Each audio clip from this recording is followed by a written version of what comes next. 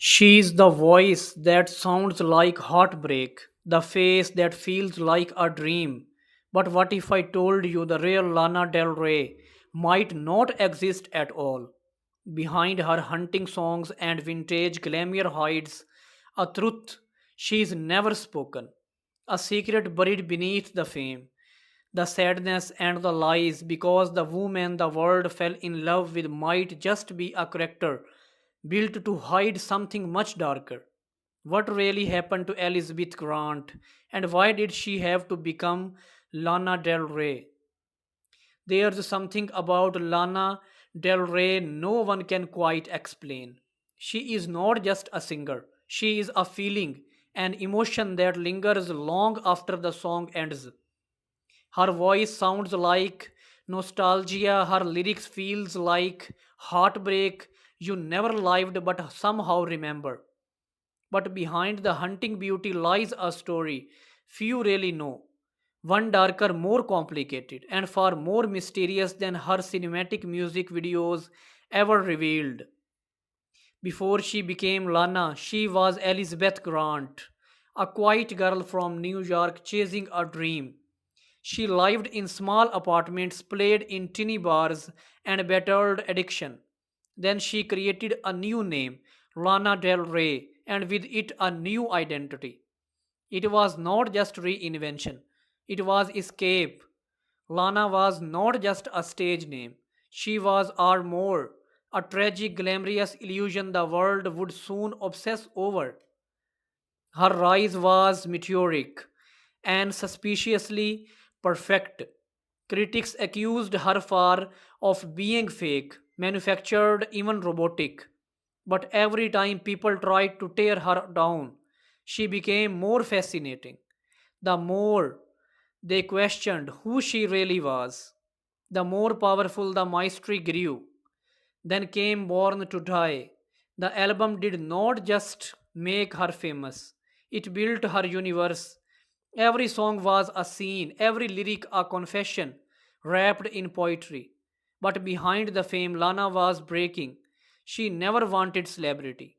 She wanted art. Yet overnight, she became both a muse and a target. People mocked her voice, her look, even her sadness.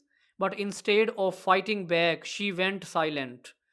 And when she returned with ultra violence, it felt like her silence and transformed into strength. Every song was her revenge, soft, sad, but sharp enough to cut. Over time, fans began noticing something eerie in her lyrics. They were not just songs about heartbreak, they felt like prophecies, themes of doomed love, decay, and the death of the American dream repeated again and again. It was as if she was not writing fiction. She was confessing, warning, remembering, and each album seemed to mark a rebirth, a new identity rising from the ashes of the last. Born to Die, Honeymoon, Lust for Life, Norman fucking Rockwell. Each era felt like a symbolic death and resurrection. Different sound, different soul. It's as if Lana Del Rey keeps dying and being reborn in her own mythology, never letting anyone see who's underneath the mask. Some say Lana is not even a person anymore. She is a mirror. When you look at her, you see what you want beauty, tragedy, rebellion, sadness. Maybe even she does not know where Elizabeth ends and Lana begins. In interviews, she often sounds lost between two worlds, half inside the dream she created, half desperate to wake up.